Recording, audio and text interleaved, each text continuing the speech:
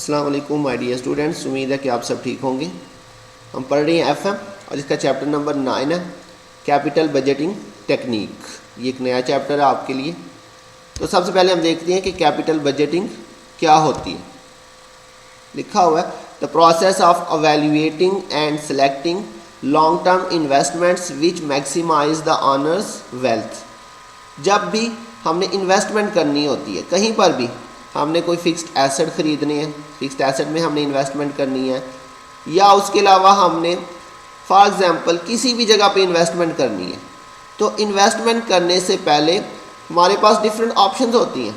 जब हम इन्वेस्टमेंट कर रहे होते हैं तो हमारे पास एक ऑप्शन नहीं होती, बल्कि हमारे पास एक से ज़्यादा ऑप्शंस मार्केट में अवेलेबल होती हैं। फॉर एग्ज़ाम्पल हमने कोई मशीन ख़रीदनी है तो हमारे पास डिफरेंट टाइप्स की मशीन होंगी, डिफरेंट कंपनीज़ की हमारे पास मशीन होंगी। या फॉर एग्ज़ाम्पल हमने कोई नई प्रोडक्ट मार्केट में लॉन्च करनी है तो हमारे पास बहुत सारी ऑप्शंस होंगी। हम डिफरेंट टाइप्स की प्रोडक्ट्स जो है वो मार्केट में लॉन्च कर सकते हैं। तो ये डिफरेंट अपॉर्चुनिटीज़ हैं, डिफरेंट प्रोजेक्ट्स हैं, डिफरेंट इन्वेस्टमेंट ऑप्शंस हैं हमारे पास। जब भी हमने कोई काम करना होता है तो हमारे पास एक से ज़्यादा अपॉर्चुनिटीज़ होती हैं। तो हमने उन तमाम अपॉर्चुनिटीज़ में से बेस्ट अपॉर्चुनिटी को जो है ना वो सिलेक्ट करना होता है, मतलब जिसमें हमें ज़्यादा से ज़्यादा प्रॉफिट हो और कम से कम रिस्क हो। तो इन डिफरेंट अपॉर्चुनिटीज़ को, इन डिफरेंट इन्वेस्टमेंट ऑप्शंस को एवेल्युएट करना और उनमें से बेस्ट जो ऑप्शन है उसको सिलेक्ट करना, इसको हम कहते हैं कैपिटल बजटिंग। और इसका मकसद क्या होता है, ताकि हम अपने फर्म की ऑनर्स की जो वेल्थ है उसको मैक्सिमाइज़ कर सकें। यह हमने लास्ट स्टार्ट में पढ़ा था, वेल्थ मैक्सिमाइजेशन और प्रॉफिट मैक्सिमाइजेशन। तो कैपिटल बजटिंग क्या होती है, अपने डिफरेंट इन्वेस्टमेंट ऑप्शंस को एवेल्युएट करना और उनमें से बेस्ट ऑप्शन को सिलेक्ट करना, ताकि हम अपने फर्म की जो है वो वेल्थ मैक्सिमाइजेशन कर सकें। ये है हमारे पास कैपिटल बजटिंग टेक्निक, बिल्कुल सिंपल है। नेक्स्ट है जी कैपिटल बजटिंग प्रोसेस। तो ये हमने कैपिटल बजटिंग करनी कैसे है, इसका एक प्रॉपर प्रोसेस है। ये आपसे थ्योरी का क्वेश्चन भी पूछ सकता है। तो कैपिटल बजटिंग प्रोसेस के अंदर सबसे पहले हम क्या करेंगे, identify and evaluate potential opportunity.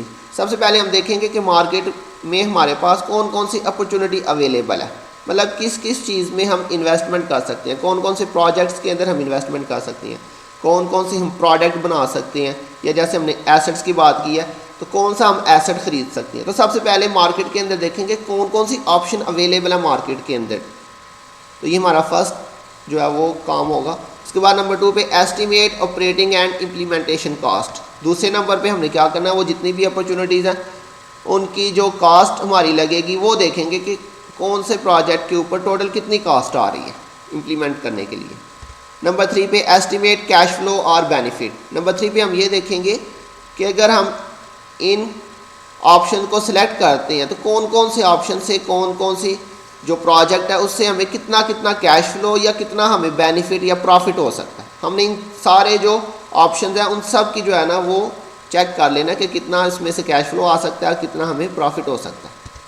Assess risk. और इसी तरह से जितनी भी हमारे पास अपॉर्चुनिटीज़ है, जो प्रोजेक्ट्स हैं मार्केट के अंदर जो हमने आइडेंटिफाई कर लिए हुए हैं फर्स्ट पॉइंट के अंदर, अब हम देखेंगे कि उनमें से उनका रिस्क कितना है। मतलब फॉर एग्जांपल अगर हम किसी प्रोजेक्ट को शुरू करते हैं और अगर वो फेल हो जाता प्रोजेक्ट, तो फेल होने की सूरत में उनमें कितना कितना रिस्क है, कितना कितना हमें लॉस हो सकता है। इम्प्लीमेंटेशन। अब जब हमने ये सारी चीज़ें देख ली, हमने प्रोजेक्ट्स आइडेंटिफाई कर लिए, उनकी जो टोटल कॉस्ट है वो हमने एस्टिमेशन लगा ली, और उसमें से जो हमें बेनिफिट हो सकता है उसकी एस्टिमेशन लगा ली। उसके बाद रिस्क भी देख लिया, मतलब अगर लॉस हुआ तो हर प्रोजेक्ट में कितना कितना लॉस हो सकता है। अब इसके बाद जो बेस्ट ऑप्शन होगी उसको हमने क्या कर देनी है, उसकी हमने इम्प्लीमेंटेशन कर देनी है। इम्प्लीमेंटेशन मतलब उसको हमने जो है वो उस पर काम स्टार्ट कर देना। उसके लिए हमें पैसे की ज़रूरत है, लेबर की ज़रूरत है, जो भी चीज़ें रिक्वायर्ड है वो हम इकट्ठी करेंगे और उसको इम्प्लीमेंट कर देंगे। इम्प्लीमेंट करने के बाद रिव्यू ऑफ परफॉर्मेंस। जब काम हमने स्टार्ट कर लिया तो काम के साथ साथ हमने अपनी परफॉर्मेंस को भी चेक करते रहना कि जिस तरह हम बेनिफिट्स हमने एस्टिमेशन लगाई थी क्या उस तरह से हमें बेनिफिट आ रहे हैं, काम ठीक हो रहा है। अगर तो ठीक हो रहा है तो वेल एंड गुड, और अगर काम उस तरह से नहीं हो रहा, वो रिज़ल्ट नहीं आ रहे जो हमें रिक्वायर्ड थे, तो फिर हम देखेंगे कहाँ पे प्रॉब्लम आ रही है। तो उस प्रॉब्लम को आइडेंटिफाई करेंगे और उस प्रॉब्लम को ठीक करने की कोशिश करेंगे। ये है रिव्यू ऑफ परफॉर्मेंस। तो ये मैंने आपको नोट सेंड किए हैं, उसके अंदर ये पूरा थ्योरी का क्वेश्चन है। तो ये आपने थ्योरी का क्वेश्चन भी रेडी कर लेना, पेपर के अंदर थ्योरी का क्वेश्चन भी आ सकता है। Capital budgeting technique. अच्छा, हमने बात की इसकी डेफिनेशन के अंदर कि कैपिटल बजटिंग में हम करते क्या हैं, जो डिफरेंट अल्टरनेटिव्स हैं उनको हमने अवेल्युएट करना होता है। तो वो अवेल्युएट कैसे करेंगे, उन डिफरेंट प्रोजेक्ट्स को अवेल्युएट करने के लिए हमारे पास यहाँ पे 4 मेथड है। ये हम मेथड अप्लाई करेंगे हर प्रोजेक्ट को अवेल्युएट करने के लिए। नंबर 1 पे है पे बैक पीरियड, नंबर 2 पे net present value, internal rate of return, profitability index. ये मेथड हैं 4 हमारे पास कि हमने फॉर एग्जांपल कोई भी प्रोजेक्ट है उसको हमने देखना है, उसको अवेल्युएट करना है, तो उसके ऊपर हम ये 4 जो है ना ये मेथड अप्लाई करेंगे। तो इस तरह से हम उसकी जो है ना वो अवेल्युएशन कर सकेंगे किसी भी प्रोजेक्ट की। प्रोजेक्ट ए है, बी है, सी है, तो तीनों को हम अवेल्युएट करना है। तो ये डिफरेंट मेथड्स हैं, इनसे हम अवेल्युएट कर सकते हैं। तो सबसे पहले हम पे बैक पीरियड को देखते हैं कि ये क्या है, इससे हम किस तरह से अपने प्रोजेक्ट को अवेल्युएट कर सकते हैं।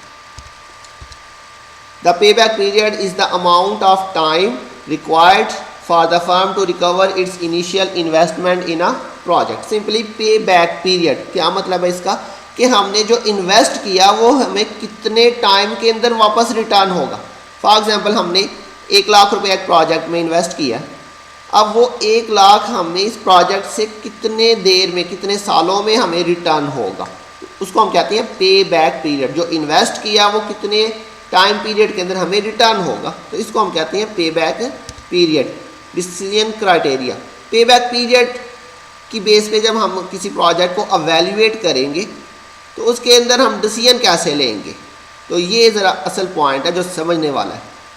पे back period, when the pay back period is used to make accept or reject decision the following decision criteria apply.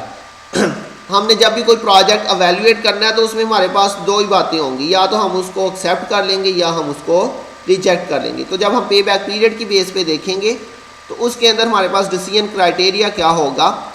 If the pay back period is less than the maximum acceptable pay back period accept the project. For example हम किसी project के अंदर investment करते हैं और हम कहते हैं कि हमें 4 सालों के अंदर यहाँ से सारी की सारी जो हमारी इन्वेस्टमेंट है ना वो रिटर्न हो जानी चाहिए, वापस आ जानी चाहिए। तो अब हम जब पे बैक पीरियड का फार्मूला लगाएंगे तो हम देखेंगे कि क्या वो जो हमने इन्वेस्ट किया था वो उस 4 सालों के अंदर, जो हमने एक एग्जांपल लिया अभी, ये जो 4 साल है ये हमने खुद से डिसाइड कर लेना, क्या 4 सालों के अंदर ये हमें जो प्रोजेक्ट है वो रिटर्न कर रहा है या नहीं कर रहा। अगर तो 4 सालों के अंदर रिटर्न हो रहा है तो हम उस प्रोजेक्ट को एक्सेप्ट कर लेंगे, और अगर 4 सालों से ज़्यादा टाइम लग रहा है तो हम उसे रिजेक्ट कर देंगे। If the pay back period is greater than the maximum acceptable pay back period, ये जो लिखा हुआ है ना maximum acceptable pay back period, ये हमने खुद डिसाइड करना है कि हमें 4 सालों में, 5 सालों में, कितने सालों में रिटर्न होना चाहिए। अगर हमारा पे बैक पीरियड उस जो हमारा एक हमने टाइम डिसाइड किया हुआ, अगर उससे ज़्यादा हो जाता है पे बैक पीरियड, ये हम फार्मूले से निकालेंगे, तो फिर हमने उसे क्या कर देना, रिजेक्ट कर देना। तो अभी हम इसकी एक एक्सरसाइज देखते हैं। अगर क्वेश्चन के अंदर उसने आपको एन्युटी दी हुई है, हमने पढ़ा था एन्युटी हो सकती है आपके पास, मिक्स स्ट्रीम भी हो सकती है। तो एन्युटी अगर आपको क्वेश्चन के अंदर दिया हो तो पे बैक पीरियड कैलकुलेट करने के लिए फार्मूला लिखा हुआ है आउटफ्लो। आउटफ्लो मतलब जो हमने इन्वेस्टमेंट की है, और डिवाइडेड बाय आर मतलब एन्युटी जो हमें रिटर्न हो रहा है एनुअली। ये फार्मूला आपने अप्लाई करना। ये एक एक्सरसाइज है आपके पास, मैंने नोट सेंड किए हैं, उसमें से ये प्रॉब्लम फर्स्ट है। Jordan Enterprises is considering a capital expenditure that required an initial investment of 42,000 and return after tax cash inflow of 7,000। तो ये 42,000 आपका आउटफ्लो है जो आपने इनिशियल इन्वेस्ट करना है, और यहाँ से आपको 7,000 जो है ना वो 10 सालों तक रिटर्न होता रहेगा। The firm has a maximum acceptable pay back period of 8 year. ये उसने बता दिया कि आपके पास जो मैक्सिमम पे बैक पीरियड है वो 8 साल है। ये क्वेश्चन में दिया हुआ है। नंबर 1 पे कह रहा है determine the pay back period for this project, should the company accept the project why और वाई नॉट। सबसे पहले तो आपने बताना पे बैक पीरियड कैलकुलेट करके। तो ये एन्युटी थी, उसने कहा था 7,000 आपको हर साल मिलेगा, तो ये पे बैक पीरियड का फॉर्मूला हमने अप्लाई किया। आउटफ्लो हमारा जो था वो इन्वेस्टमेंट वो कितनी थी 42,000, और आर कितना था 7,000। तो ये हमने पे बैक पीरियड निकाला, तो ये बन रहा है 6 साल। जबकि क्वेश्चन के अंदर उसने